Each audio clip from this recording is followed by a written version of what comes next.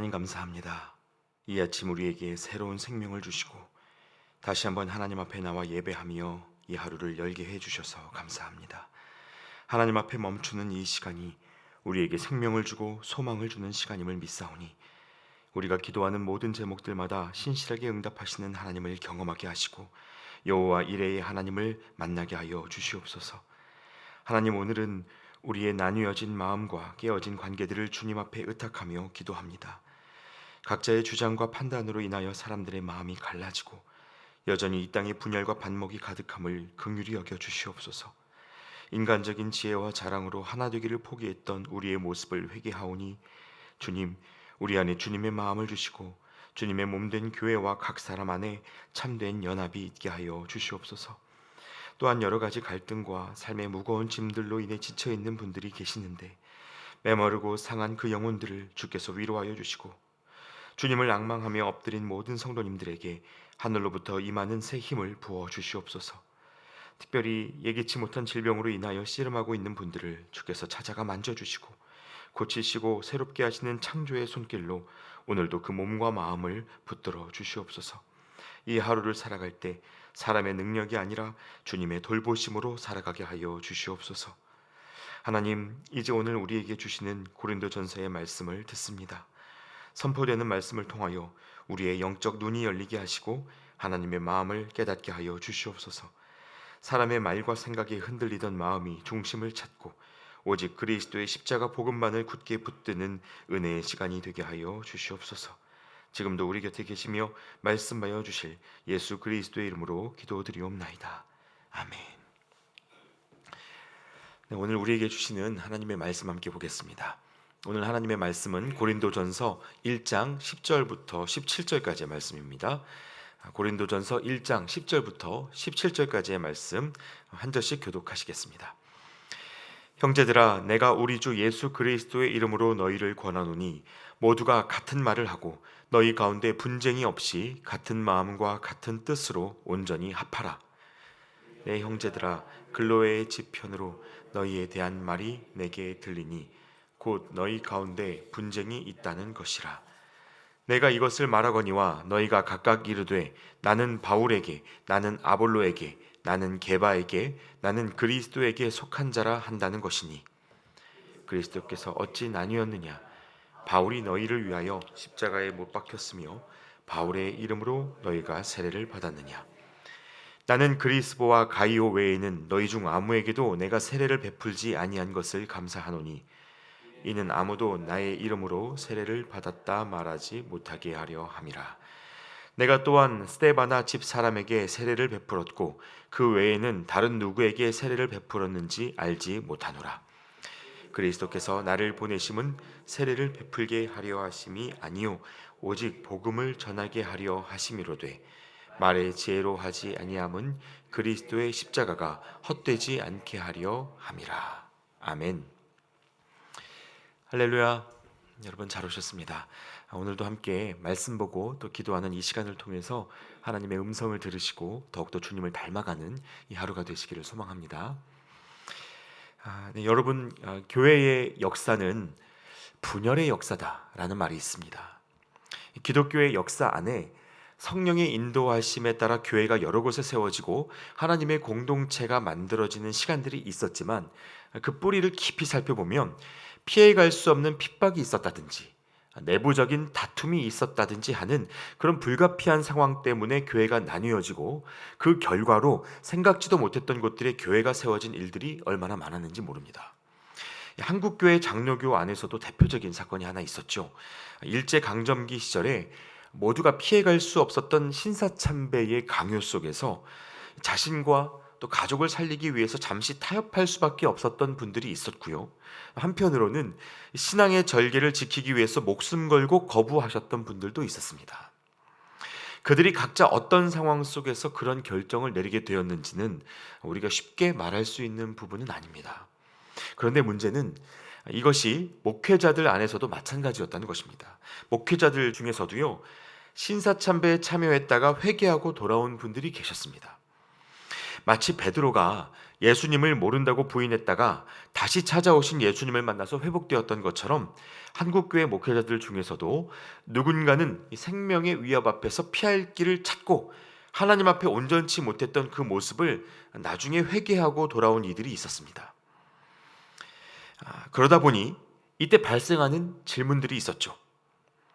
그런 목사님들이 우리 가까이에 있다면 교회가 그 상황을 어떻게 받아들여야 하는가라는 질문입니다. 이 질문 앞에서 한국 장로교는 뼈아픈 분열을 겪었습니다. 베드로를 용서하신 것처럼 회개하고 돌아온 사람들을 품고 가야 한다고 말하는 이들도 있었지만, 반면에 끝까지 신앙의 절개를 지키다가 추록한 분들을 중심으로 한 번 우상에게 절한 자들과는 계속해서 같이 갈 수 없다면서 타협을 거부한 분들도 있었습니다. 바로 이분들이 고신이라는 이름의 새로운 교단으로 이제 찢어지고 또 나뉘어져 버렸습니다. 그러나 여러분, 사실 둘 중 어느 입장에 우리가 동의한다고 해도 누구도 서로를 향해서 너희에게는 구원이 없다, 너희의 선택은 잘못되었다, 단정해서 말할 수가 없습니다. 각자의 생각이 다른 것이고 무엇을 더 옳게 여기는가 하는 각자의 입장이 있을 뿐이지, 이것이 하나님의 사랑, 구원의 은혜를 무효로 만들어버리지는 않습니다. 그러나 다른 것을 수용하는 그 불편이 얼마나 컸던지요, 그것이 결국은 같이 갈 수 없는 두 가지 노선을 만들어버렸습니다. 그리고 여러분, 바로 이러한 형태의 분쟁과 다툼이 고린도 교회 안에서도 그대로 나타나고 있었던 것 같습니다. 고린도 교회 안에 있었던 사람들의 지위와 계층이 너무 제각각이다 보니까 함께 공동체 생활을 하면서도 추구하는 방향, 그 색깔이 달랐던 것이죠. 그래서 결국 그 교회 성도들이요, 각자의 호불호에 따라서 4개의 분파로 나뉘는 문제가 발생했습니다. 여기에는 특별히 그 그룹들이 지지하는 각각의 리더들이 있었는데 12절 말씀을 같이 한번 보시겠습니다. 내가 이것을 말하거니와 너희가 각각 이르되 나는 바울에게, 나는 아볼로에게, 나는 게바에게, 나는 그리스도에게 속한 자라 한다는 것이니. 자, 바울, 아볼로, 게바, 예수 그리스도. 여러분, 그 당시 고린도 교회 성도들이요, 이렇게 4명의 리더를 두고 마음이 나뉘어져 있었다고 합니다. 이 4명의 사람들에게는 각각의 특징이 있었는데, 우선 바울은요, 이 교회의 창립자, 개척 담임 목사라고 말할 수 있습니다. 아볼로는 아프리카 출신의 젊은 사역자로서 언변에 능통한 신세대 목회자였죠. 게바는 시몬 베드로, 예수님 곁에서 처음부터 함께 머물다가 사도가 된 정통성 있는 제자입니다. 그리고 이렇게 사도들을 중심으로 한 분쟁에서 한 걸음 물러나서 우리는 예수님 말고는 다른 사람 붙들 마음 없다, 이런 마음을 갖고 있는 사람들은 끝까지 그리스도파라는 이름으로 남아 있었습니다. 어떤 학자들은요, 이때 고린도 교회의 성도들이 자신이 누구에게 세례를 받았느냐에 따라 소속감을 다르게 느끼고 자기에게 세례를 준 사도를 중심으로 이렇게 파가 나뉘었다고 보기도 합니다. 소속감을 갖는 것은 좋은 일이지만 그 소속감이 지나치다 보니 다른 그룹에 대한 배척으로 연결되고 있었다는 것입니다. 여러분, 혹시 우리 안에도 이렇게 과도한 정체성이 있는 것은 아닌지 때때로 점검해 보실 필요가 있습니다. 이 시대 교인들 중에서는요, 자신이 교회 안에 있다는 이유로, 특히 이름 있는 대형교회일수록 그 안에 소속되어 있다는 사실만으로도 안도감을 느끼는 경우가 이 시대 성도들에게 굉장히 많습니다. 우리가 몸담고 있는 이 높은 뜻 교회 역시 어떤 분들에게는 뗄래야 뗄 수 없는 자랑스러운 브랜드가 되어서 높은 뜻 교회 안에 있다는 사실만으로도 자신이 굉장히 개혁적인 신앙, 어떤 건강한 신앙 안에 있다고 확신하는 분들이 꽤 계십니다. 우리가 교회에 속한 사람이라는 사실은 굉장히 감사한 일이지만, 여러분, 그것이 우리를 특정한 공동체, 어떤 특정한 브랜드의 폐쇄성에 갇히게 하는 것이라면 그건 결코 건강한 신앙이라고 말할 수 없습니다. 그래서 4개의 파로 나뉘어져 있었던 고린도 교회에게도 사도 바울이 이렇게 이야기하죠. 10절 말씀인데요, 형제들아, 내가 우리 주 예수 그리스도의 이름으로 너희를 권하노니 모두가 같은 말을 하고 너희 가운데에 분쟁이 없이 같은 마음과 같은 뜻으로 온전히 합하라, 이렇게 이야기합니다. 이 구절이야말로 바울의 마음을 대변하는 핵심 구절이라고 말할 수 있습니다. 같은 말, 같은 마음, 같은 뜻으로 행하라. 각자의 것을 지켜내겠다는 명목으로 교회를 나누고 갈라져 버린 이들에게 예수님의 이름으로 권하노니 제발 하나가 되어달라 부탁을 하는 것입니다. 자, 그런데 여러분, 우리가 이 말씀의 권면을 제대로 따라가려면요, 같은 말, 같은 마음, 같은 뜻이 무엇을 의미하는 것인지 정확히 기억하셔야 합니다. 한 마음에 대해서 사람들이 자주 하는 보통의 오해들이 있는데요, 먼저는 한 마음을 기계적으로 똑같은 생각을 하고 똑같은 말을 하는 전체주의적 통일이라고 생각하는 오해가 있습니다. 여러분, 이것은 쉽게 말해서 한 회사의 사장이 짜장면을 먹겠다고 했을 때 모든 직원들이 고민 없이 짜장면을 선택해 버리는 것과 같습니다. 정말 자기가 원하는 것은 따로 있는데 내가 무엇을 먹고 싶은지 정작 생각해 보기도 전에 하나의 결정을 강요받는 것이죠. 이것은 여러분, 성경이 말하는 한 마음이 아닙니다. 이런 것을 한 마음이라고 인정해 버리면 사람들은 결국 결정권을 갖기 위해서 다투게 되고 높은 자리에 오르려는 그 싸움에서 벗어나지를 못하게 됩니다. 또 그런가 하면 다른 생각을 가진 사람들이 나타났을 때 어떤 설득과 증명의 과정을 통해서 한 가지 결정만을 남기고 나머지 결정을 다 사라지게 만드는 방식이 한 마음을 이룬다라고 생각하는 경우도 있습니다. 이건 우리가 흔히 공정하다고 생각하는 다수결의 방식을 포함하는 것인데요, 더 많은 사람이 옳게 여기는 것이 맞는 방식이다, 이런 공리주의에 뿌리를 두고 있는 생각입니다. 그런데 여러분, 이것 역시 성경이 말하는 한 마음으로 보기가 어렵습니다. 100명이 투표를 했을 때 51명이 찬성하면 49명이 반대해도 그 건은 통과가 되어버리고 49명의 의견이 지워져 버립니다. 설령 99명이 찬성하고 1명이 반대를 하더라도 그 1명의 의견이 정말 무시해도 될 만한 것인지는 판단할 근거가 없습니다. 한마음이라고 보기는 어렵죠. 그리고 세 번째로는 모두의 의견을 받아들이기 위해서 각 사람의 말을 순서대로 다 들어줘야 한마음이라고 생각하는 오해도 있습니다. 누구도 자기 뜻을 무시당하지 않도록 공평하게 똑같은 기회를 줘야 하나 될 수 있다고 믿는 것이죠. 이런 기계적인 분배가 한마음이라는 것인데 여러분, 이것 역시 성경이 말하는 한마음이라고 말할 수 없습니다. 자, 그럼 여러분, 바울이 같은 말, 같은 마음, 같은 뜻을 가지고 하나가 되라 라고 말할 때 도대체 이 한마음은 무엇을 말하는 걸까요? 바울은 본문에서 당파 싸움에 휘말려 있는 고린도 성도들에게 우선 이렇게 묻습니다. 12절과 13절 말씀에 내가 이것을 말하거니와 너희가 각각 이르되 나는 바울에게, 나는 아볼로에게, 나는 게바에게, 나는 그리스도에게 속한 자라 한다는 것이니 그리스도께서 어찌 나뉘었느냐? 바울이 너희를 위하여 십자가에 못 박혔으며 바울의 이름으로 너희가 세례를 받았느냐? 이렇게 묻습니다. 그리스도께서 나뉘었느냐? 내가 너희를 위해서 십자가에 못 박혔느냐? 묻습니다. 누가 우리를 위하여 십자가를 지셨는지, 누가 교회의 머리이신지를 분명히 잊지 말라는 것입니다. 그리고 이 말씀의 중심 메시지를 17절에 이렇게 담아두었습니다.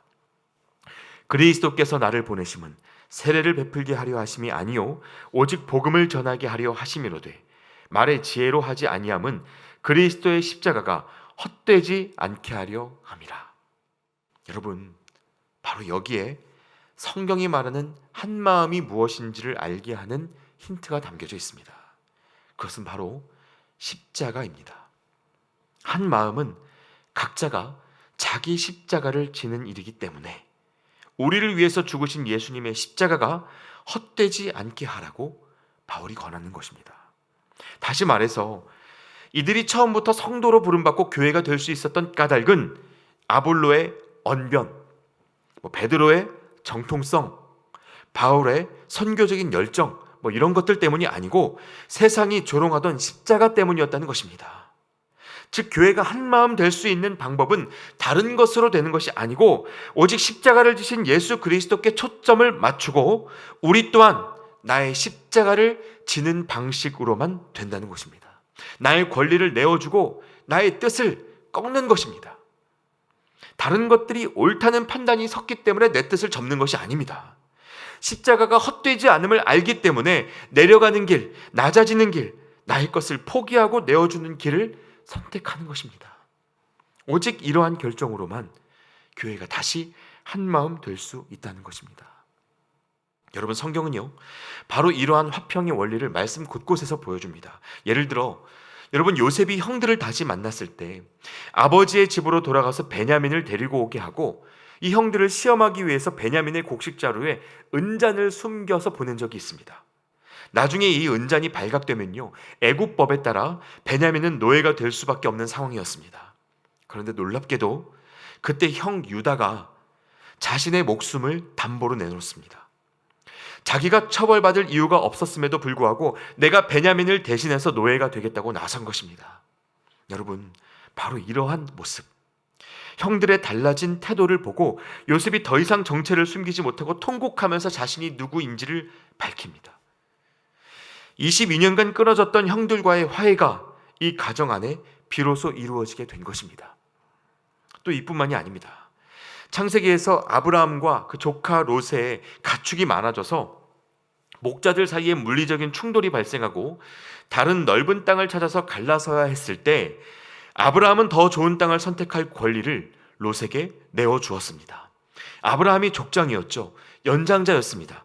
그렇기 때문에 토지 소유에 대해서만큼은 우선권을 갖고 있었지만 네가 좌하면 나는 우하고 네가 우하면 나는 좌하겠다. 이렇게 말하면서 롯에게 권리를 내어줍니다. 그래서 다툼이 그쳤습니다. 또 사울 왕이 질투의 눈이 멀어서 다윗을 죽이려 했을 때에도 사울의 아들이었던 요나단은요, 왕권을 이어받을 수 있는 정당한 권리가 자기에게 있었음에도 불구하고 다윗에게 자신의 왕권을 건네줍니다. 정치적으로 보면 말도 안 되는 자멸 행위인데 요나단의 이 권리 포기가 사울과 다윗 사이의 권력 다툼 속에서 하나님의 평화를 지켜내는 방패가 됐습니다. 여러분, 이것이 성경이 말하는 십자가의 방식이고 하나됨의 방식입니다. 예수를 주로 고백하는 사람들, 교회로 부름받은 성도들이 할 수 있는 자기 십자가의 실천입니다. 보통 사람들의 정서로는요, 아니 왜 저런 결정을 해? 바보야? 이렇게 묻는 것이 당연해 보이는 일들입니다. 그러나 교회의 시작이었던 예수님이 어떤 선택으로 우리 안에 오셨는지 여러분 잊으시면 안 됩니다. 빌립보서 2장 5절부터 11절까지의 말씀을 제가 읽어드리겠습니다. 너희 안에 이 마음을 품으라. 곧 그리스도 예수의 마음이니 그는 근본 하나님의 본체시나 하나님과 동등됨을 취할 것으로 여기지 아니하시고 오히려 자기를 비워 종의 형체를 가지사 사람들과 같이 되셨고 사람의 모양으로 나타나사 자기를 낮추시고 죽기까지 복종하셨으니 곧 십자가에 죽으심으라. 이러므로 하나님이 그를 지극히 높여 모든 이름 위에 뛰어난 이름을 주사 하늘에 있는 자들과 땅에 있는 자들과 땅 아래에 있는 자들로 모든 무릎을 예수의 이름에 꿇게 하시고 모든 입으로 예수 그리스도를 주라 시인하여 하나님 아버지께 영광을 돌리게 하셨느니라. 여러분, 이 말씀은 예수님이 세상을 구원하시기 위해서 어떤 선택을 하셨는지 명확하게 보여줍니다. 주님은 자기 생명을 내어주는 십자가로 하나님과 세상 그리고 하나님 우리 사이에 완전한 화해와 연합을 이루어 주셨습니다. 누군가 대속의 제물이 되는 방법이 아니었다면 하나님이 우리 안에 계시고 우리가 하나님 안에 있는 화평은 이루어질 수 없었습니다. 여러분, 저는 저와 여러분 안에 이 그리스도의 마음이 살아있기를 바랍니다. 우리 교회가 이렇게 화평을 위한 하나님의 도구로 쓰임받을 수 있으면 좋겠습니다. 그러려면 우리 역시 주님이 보여주신 대로 십자가의 길을 매 순간 찾아내야 합니다. 무엇이 옳은 길인지를 판단하는 지식보다 무엇이 낮아지는 길인지를 살피는 포기가 있어야 하고 어떻게 바꿔야 할지를 계산하는 능력보다 어떻게 인내해야 할지를 기도하는 시간이 있어야 합니다. 힘이나 능력으로가 아니라 죽음으로 세상을 이기신 예수님의 길을 따라가는 것입니다. 이것은 가장 연약하고 초라한 결정처럼 보이지만 이 땅의 모든 나뉘어진 것들을 하나 되게 하는 하나님의 능력입니다. 여러분, 이 말씀의 도전을 기억하시고 오늘도 그렇게 주님 가신 길 따라가며 십자가의 가치를 드러내는 저와 여러분이 되시기를 우리 주님의 이름으로 축원합니다. 기도하겠습니다. 하나님, 말씀 속 고린도 교회의 모습을 통해 오늘 우리의 모습을 돌아보게 해주셔서 감사합니다. 우리는 때로 여전히 사람의 지혜와 세상 자랑을 앞세우느라 십자가의 가치와 은혜를 잊고 살아갑니다. 주님, 이 시간 우리에게 자기를 비워 생명을 내어주신 예수 그리스도의 마음을 허락하여 주시옵소서. 누려 마땅한 나의 권리조차 서로를 위해 기꺼이 내어주고 포기함으로 낮아짐의 길, 십자가의 길을 걸을 수 있도록 믿음과 소망을 더하여 주시옵소서. 화려한 이름표와 겉모습이 아니라 예수 그리스도만을 주인 삼아 살아가는 우리 모두가 되게 하여 주시옵소서. 예수님의 이름으로 기도하옵나이다. 아멘. 계속해서 함께 기도하시겠습니다.